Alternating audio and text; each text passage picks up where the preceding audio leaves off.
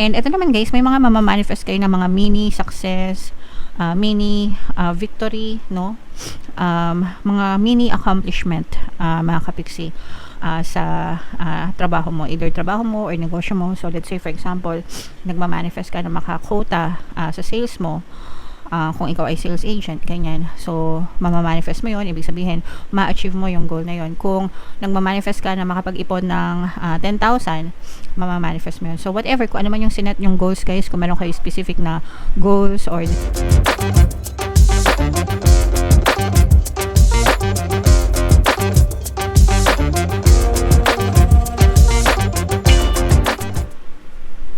hello guys, hello Cancer, welcome back to Pinoy Pixie Tarot. Ang pamagat ng episode natin for tonight is Money Money Come to Me. Ito yung ating money reading guys para ngayong July para sa Cancer, Sun, Moon, Rising Sign and Venus. So unahin natin itong deck na to mga kapiksi. Tingnan natin yung mga money manifesting technique para sa inyo guys. So meron tayong abundance. Okay, repeat this affirmation lovingly and calmly as often as you wish. I have everything that I desire.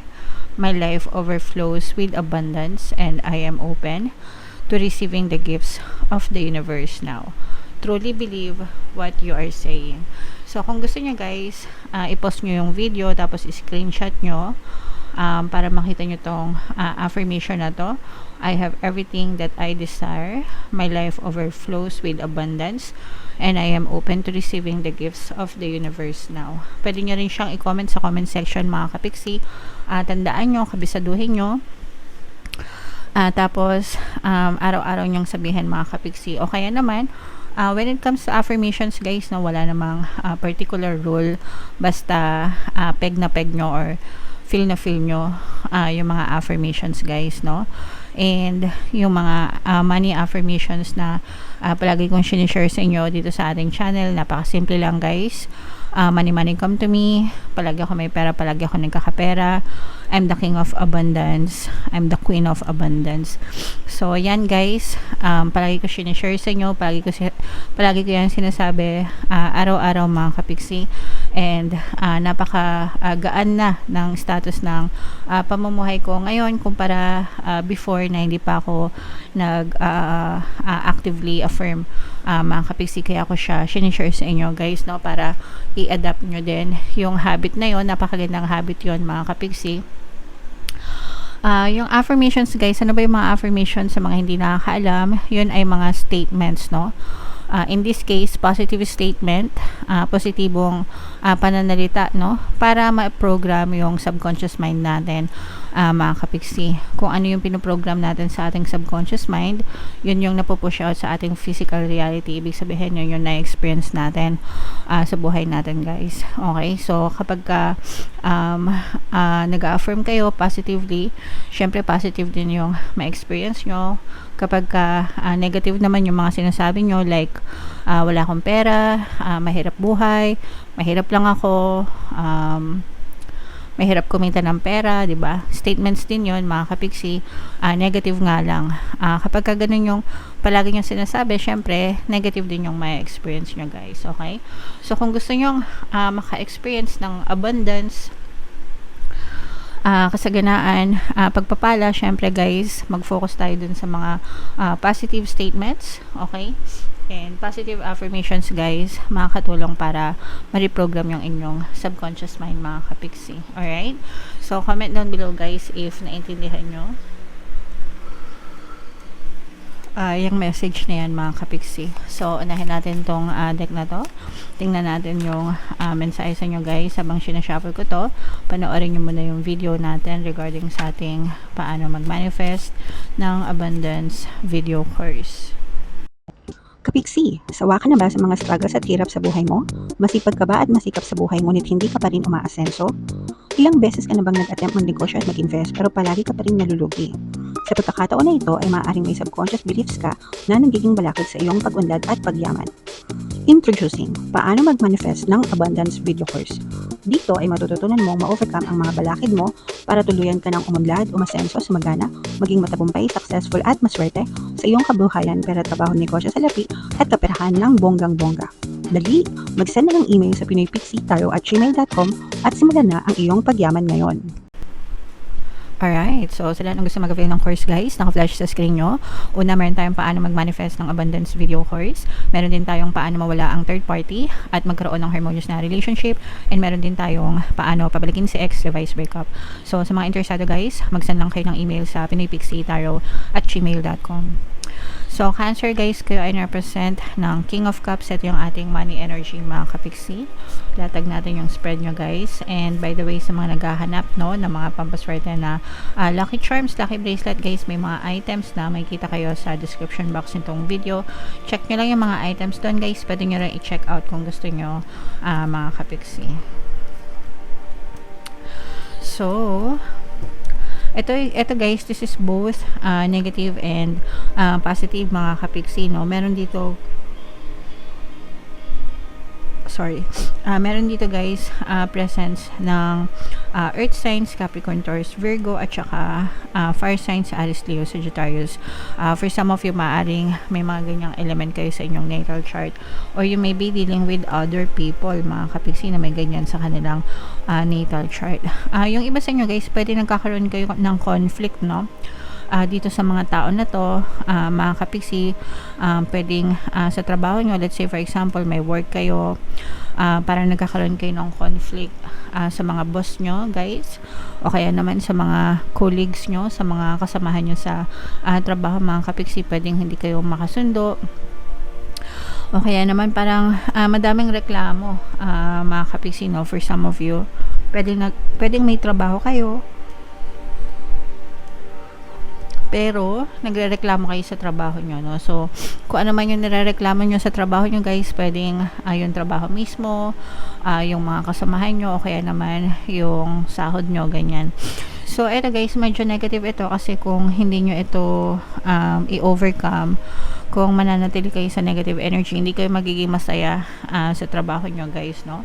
Kasi palagi kayo nakafocus sa mga conflict at saka sa mga reklamo nyo. So it's either baguhin nyo yung ugali nyo, baguhin nyo yung perception nyo guys, o kaya lumipat kayo ng trabaho.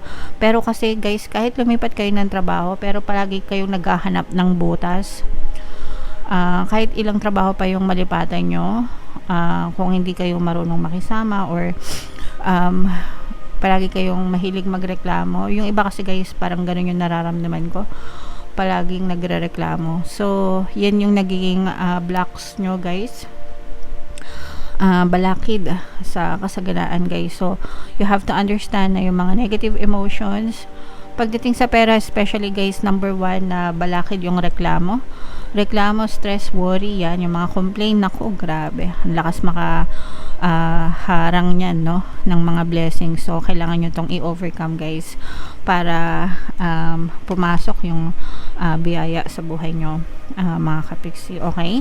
And ito naman guys, may mga mamamanifest kayo ng mga mini success, mini victory, no?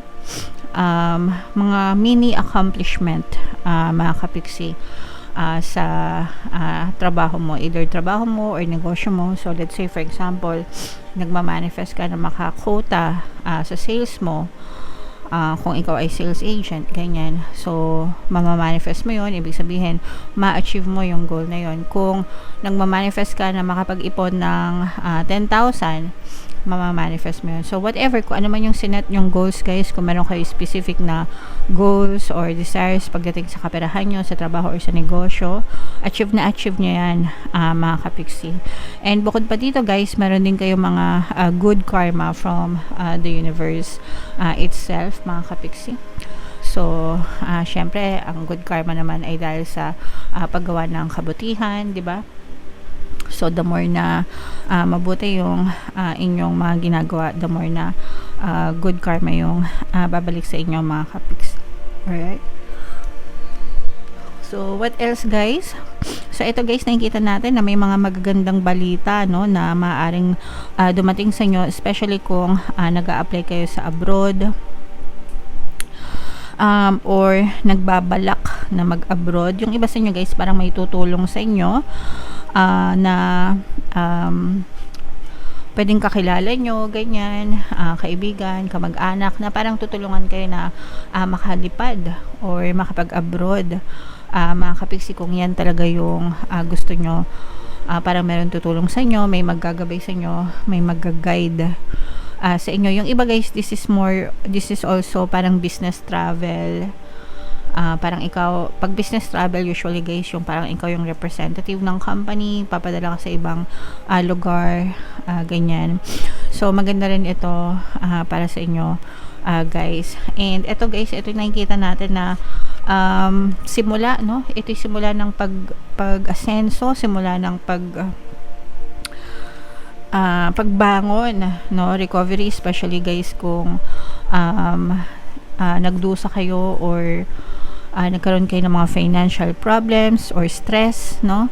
Kung nagkaroon kayo ng stress sa pera, nagkaroon kayo ng money loss or financial loss, ibig sabihin na lugi or nawalan, no? Yan. Or nagka-problema sa pera, mga kapiksi. So, unti-unti kayo makakabangon guys, unti-unti kayo makaka-recover. Tapos, pagka-recover nyo guys, doon na magsisimulang umunlad, umangat at umasenso. So, ito guys, parang magiging tuloy-tuloy na to, no? Magiging tuloy-tuloy na pagbangon nyo, magiging tuloy-tuloy na yung pag-angat nyo, as long as, syempre, dapat consistent ka rin, no? Syempre, kung hindi ka naman consistent, and kung tatamad-tamad ka, di ba, wag mong asahang umasenso ka.